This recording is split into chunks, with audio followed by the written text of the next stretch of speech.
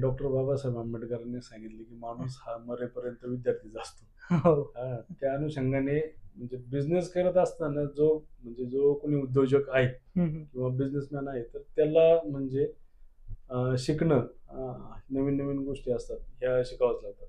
ज्यावेळेला आपण स्टार्टिंग केलं होतं त्यावेळेला आपण फक्त म्हणजे मार्केटिंग करायचो, तर ते फक्त व्हॉट्सअप मार्केटिंग आणि फेसबुक मार्केटिंग होतं. हं, हं, हं. त्याच्यानंतर काही सेमिनार होते, ते सेमिनार अटेंड केले. त्याच्यानंतर मार्केटिंग कसं करायचं, हं, हं. तुमच्या प्रोडक्टचं प्रमोशन कसं करायचं, ह्या गोष्टी म्हणजे सगळं. सेमिनारमधनं काही गोष्टी शिकायला मिळाल्या. ओके. आणि बऱ्याचशा वेळेला असं होतं की पुण्यामध्ये म्हणा किंवा दिल्लीला म्हणा, एक्झिबिशन असतात. त्या एक्झिबिशनमधनं पण बऱ्याचशा गोष्टी शिकायला मिळतात. ते एक्झिबिशन अटेंड करावं लागतात.